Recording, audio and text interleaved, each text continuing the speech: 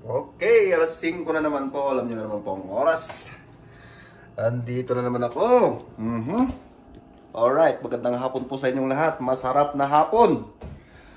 At masarap na umaga nyo naman dyan sa Pilipinas. Okay, oras na naman po ng pagluluto. Alright. So, ang lulutuin po natin ngayon ay simple lang. Like, pangmaramihan ba? Kung tawagin namin sa Ilocano, ito yung parang pangmaramihan. Pwedeng ipaulam sa mga naggagapas, sa mga nagtatanim ng palay. Yes? Okay. Huwag na nating patagalin. Ito na po.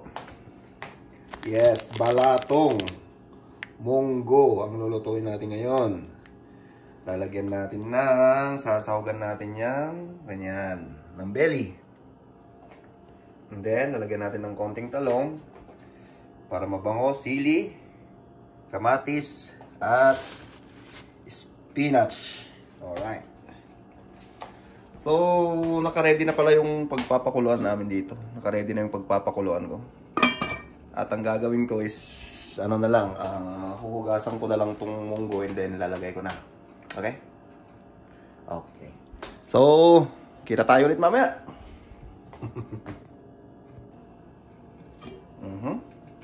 So, ayan guys. Nailagay na natin yung munggo. Pabladen na natin. Ding! Pabladen ng balatong.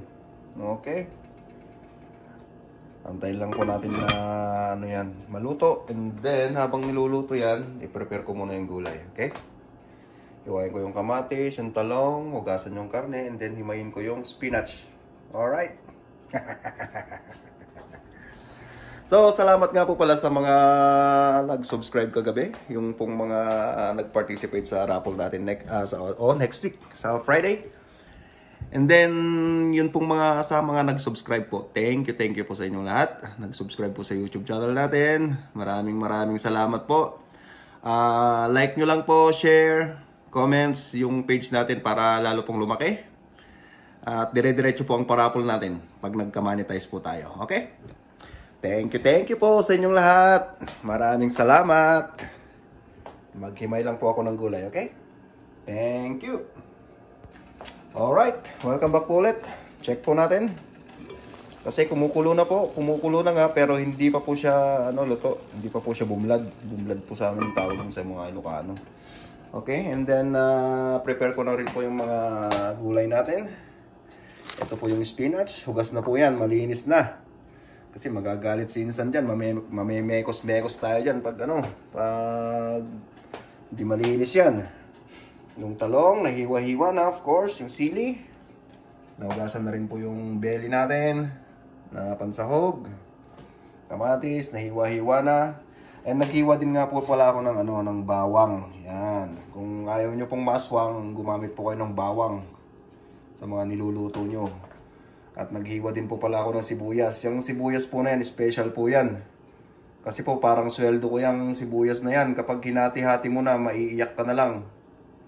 Kapag hinati-hati mo na sa mga babayaran, wala na. Maiiyak ka na lang. Okay po, so shoutout nga pala kay J-Roll Viloria. Hindi siya nakasama sa live kagabi. Pero sabi niya, nagpapa-shoutout siya na, Tito, pwede bang pakipromote mo yung channel ko? So, yung channel na po is J-Roll Viloria 2 sa YouTube. Paki-subscribe po. At maraming salamat po ulit sa mga nakipag-participate kagabi at sa mga nag-subscribe sa amin. Okay po. Balik po ulit tayo mamaya kapag gigisin na po natin yung munggo. Antayin lang po natin na maluto. Okay po. Salamat. Okay. So, check po natin kung naluto na. Ayan, malapit na po siyang maluto. So, ang gagawin na po natin ngayon ay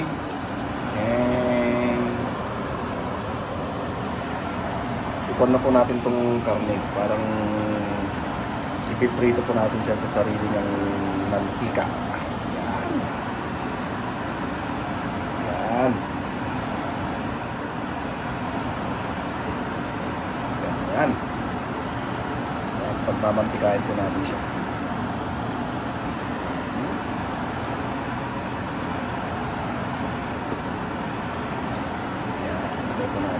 ayusin lang po natin. Kasi medyo malalaki ang hiwa. Pero okay lang po yun. Yung ng ano eh, yung ng pata nilalagay sa munggo dito. Okay, pwede rin ng ganyan kalalaking hiwa. Dito ba? Okay. Konti na lang, konti na lang. Yan. Siyempre dito. Yan. Dito pa. Yan. Hindi na po tayo naglagay ng mantika kasi magmamantika po yun. Pinutuloy po natin siya sa sarili niyang mantika. Yan. Sabay-sabay. Yan. Saka po natin siya ngayon tatakpa. Ooh, beautiful eh.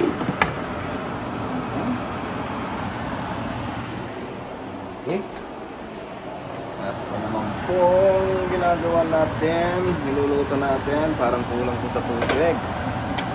Okay. Alright. Magtagal lang po natin ng tubig. Okay.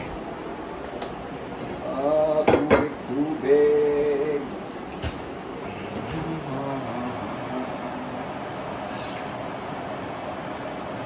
Bali tatlong gumagana pati rice cooker. Sabay-sabay. Para mabilis. Para malapot. Hindi pa. Patutuyo na lang natin mamaya pag-ilisan na natin.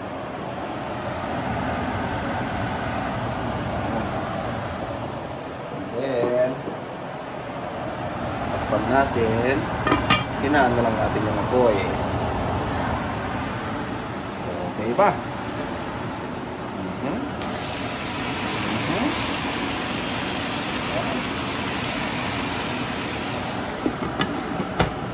At igigisa po natin dito yung mamaya itong talong para parang naprito rin po siya.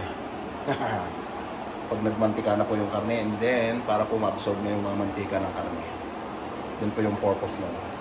Then saka po natin siya igigisa dyan. Yes! Yes. Okay po. Itakits ulit mamaya. Okay po. Welcome back ulit. Woohoo! Check po natin yung kuwan natin, sahog natin, kung pwede na po siyang balik na rin. Oh yeah. Kita niyo po yan. Golden brown. Ang ganda ng kulay. Oh, hindi pa pwede yung iba. Stay pa po natin dyan. Ayan. Kita nyo naman po. Kita nyo. Dito ba? Ay sus. Sarap ng pagkakaluto. Oops, yun. Ayun, nahantayin lang po natin mag-brown lahat ng ganyan.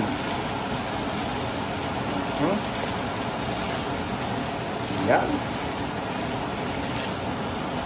Dito ba? Pag ganyan na po lahat yan, siyempre, oras na para mag-isa-isa. Yan. Yung iba po, hindi pa po pwede. Naman po unahin muna natin po yung pwede. Okay, di pa pwede. Okay, di pa pwede. Alright. Ganyan po muna.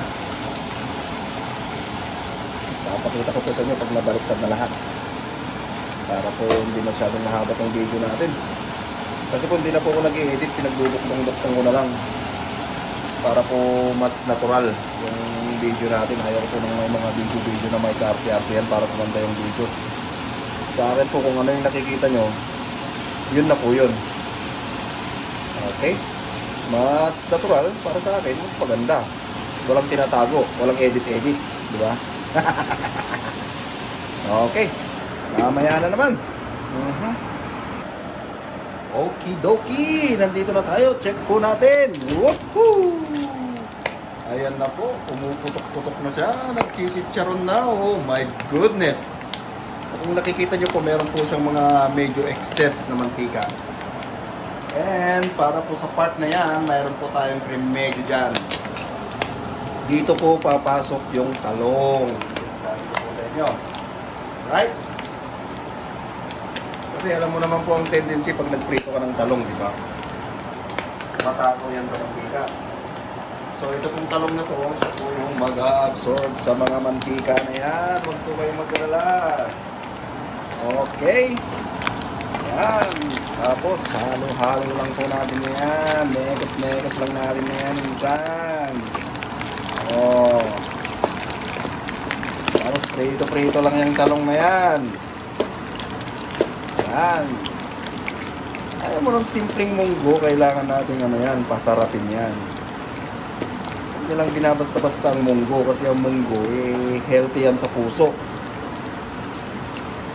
Pero sa may mga rayuma, hindi ko po masabi kasi may mga research din na nagsasabi na hindi raw naman po nakaka-apekto ang munggo sa mga rayuma.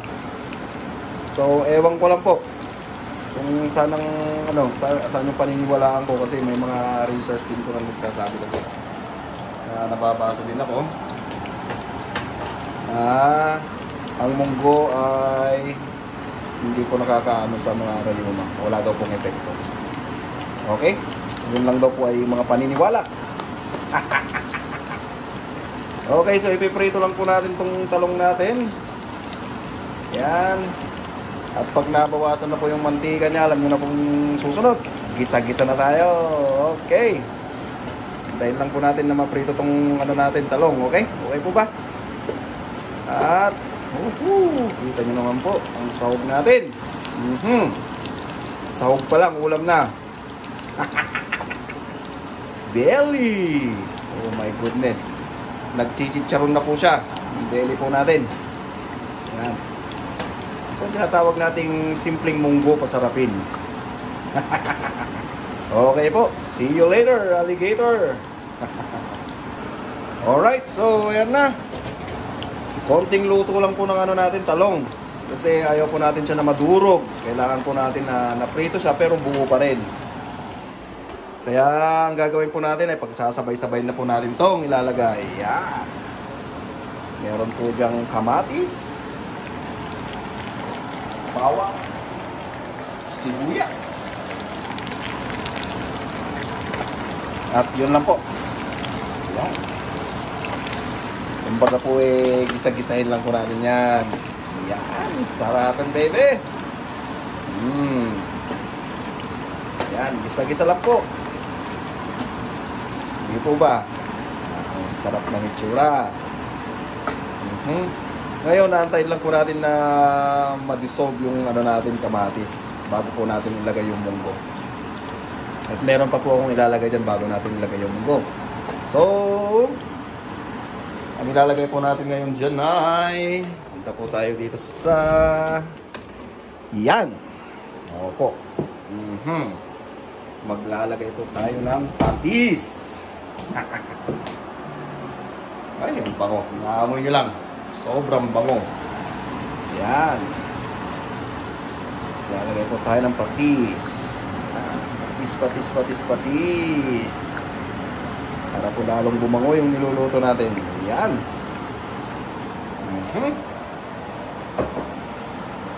Pagkalagay po natin ng patis, syempre, mekos-mekos natin yan.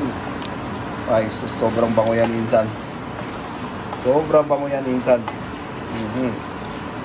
Yan. Di po ba? Kita nyo po yung pagkakaluto ng talong? Kita nyo po? Wow. Naprito na siya. Siyempre, may munggo ka na. May pritong talong ka pa. Sang ka pa. Yan. So, antayin lang po natin na medyo maluto yung kamatis natin. Lalagay na po natin yung, siyempre, ang ating secret weapon. Yan, malapot na po siya. Gagawin ko po, papatayin ko na. Okay. Ang bango. Kung naamoy nyo lang yung ginigisang patis. Ang bango po. Kaya po, suggest ko po sa inyo, kung may magigisa po kayo, maglagay po kayo ng patis. Kahit na ano pong igigisa ninyo. Kahit manok po yan, baboy, baka, lagyan nyo po ng patis. Napakabango po. Isa po yun sa mga, hindi ko po naman po sinasabing sikreto ko, pero isa po yun sa mga ano ko, paraan ko po ng paggigisa. Okay? So, kita-kita po ulit tayo mamaya. Okay, check po natin. Ayan, wala na po yung mga kamatis niya. Nadurdur na po. Okay. So, sa punto po yan, ilalagay na po natin yung ating munggo. Munggo. Anyone munggo? Yan. Yan po ang ating munggo. Yan. So, kita kayo. So, saglit lang po. Isasalin ko lang po yung munggo natin. Oh, ayan na. Nice. Salin na po yung munggo natin. Mekos-mekos na po natin yan. Yan. Ang gagawin po natin dyan, medyo po palalaputin lang po natin ng konti. Ano po? Kasi masarap po talagang munggo pag medyo malapot ng konti. Ayoko rin po yung munggo na medyo masabaw na masabaw. Yan. Tignan po yung mga talong na prito. Mga buo pa rin po, hindi po siya nadurog. So, masasabi ko po na perfect. Pati po yung mga sahog niya, perfect po yan. Pagkakaluto. Brown na brown. Yan. Nagsarato nyo. At syempre, habang kinukan po natin yan, niluluto ng konti at matuyo ng konti, tatakpan po natin. And last but not the least, yan po ang maipapaibabaw natin. Papaibabaw po natin ng sili, tsaka spinach. Yan. Kung wala naman po, pwede po tayong gumamit ng malunggay at talbos ng ampalaya. Yan, pwede po natin gamitin yung mga yon. Okay, dahon ng sili. Kung mas prefer nyo yun. Pero kailangan may luya. Pero ito po, hindi natin po nilagyan ng luya. Okay po ba? So, next time po, ilagay na po natin yung gulay. And then, the moment of truth. Tikiman na. Magtikiman na po tayo. Alright. Last check po tayo. Bago po tayo mag-moment of truth. Alam niyo naman po yung moment of truth natin sa huli, di ba? Tikiman na. Doon po tayo magtitikiman sa bandang huli. Okay, so ito na po yung consistency hinahanap ko. Yan, nakikita niyo naman po. Malapot na malapot. Okay po ba? And sa ganito pong pagkakataon, pwede na po natin siyang timplahan. Yan. Asin po yung nilalagay ko. Kasi napaamuyan na po siya kanina ng patis. At syempre, lagyan natin ng konting sprinkle ng konting magic sarap. Yan. Okay po ba? At pagka-sprinkle po natin, ilagay na po natin ang sili. Yan. At syempre po, ang ating spinach. Ang sikreto po ni Papay para po lumakas siya at lumaki ang kanyang muscle. Di po ba? Gusto ko po talaga sa sa mga pag may karne, marami rin pong gulay. Para mas malinamnam po, mas masarap, mas healthy. Kumbaga balanced diet lang po tayo. Okay po ba? Yan, kita nyo naman. Kikita nyo po ang consistency niya, di ba? Malapot na malapot. Hindi naman po sobrang lapot, pero medyo malapot. Yan. Anyway, hindi pa po pala tapos yung natin. Yung paglalagay natin ng spinach. Yan. Kasi pag naluto po yung spinach, parang wala na po yan mamaya. Nakikita nyo po. Sa po natin sa tikiman. Yan, tikiman. Tayo po magtitikiman mamaya. Sa atin pong moment of truth. Yan.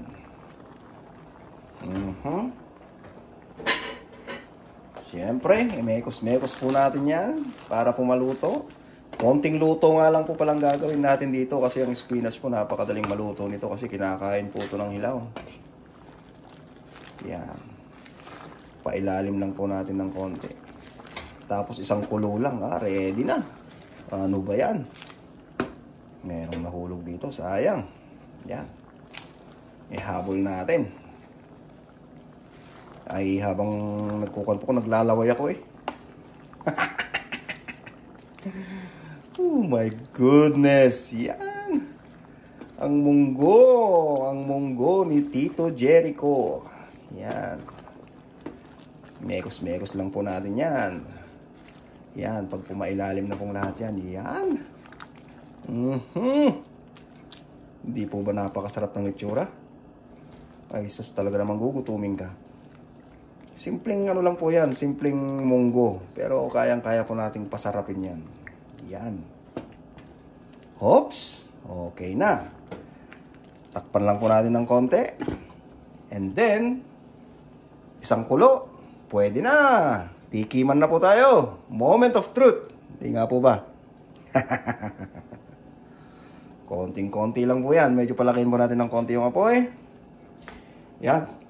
Sorry po, dinidigay po ako. Ayan. Kahit pala hindi na natin hindi na natin takpan eh. Yan, tingnan nyo, luto na kaagad luto na kaagad yung kan natin spinach. Sarap naman, oo. Nakakalaway naman yan. Tingnan nyo. Oh my goodness. Oh! Yan. Hindi po ba napakasarap?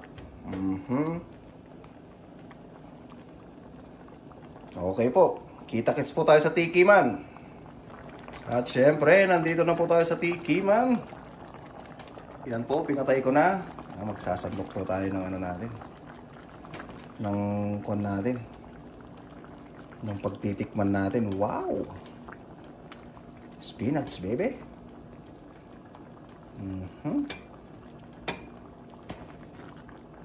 Nakakalaway po talaga. Siyempre, kuha po tayo ng isang sahog niya. Yan. At talong. Okay po. Tikiman na!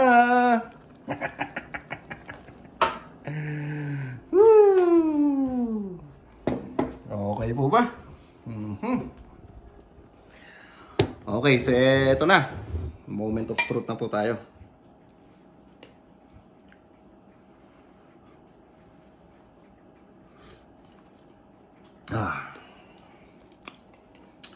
Wala po akong masabi. Sobrang sarap.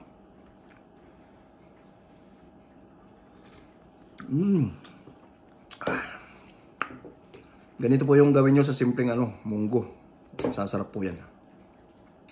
I mean, masarap na po talaga ang munggo. Pero pag gusto nyo pa pong lalong mas masarap, eto po.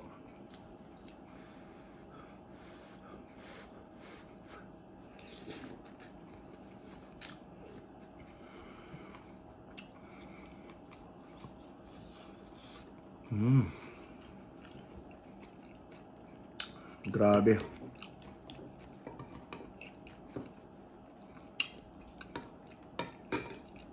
Pamunta natin itong piniritong talong na may kasamang munggo.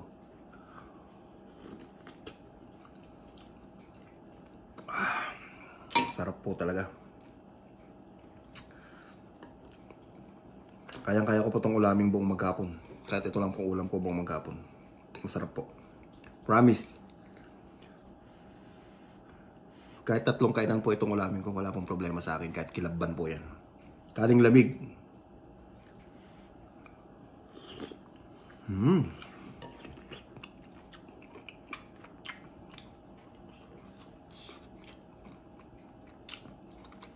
Mainit pero masarap.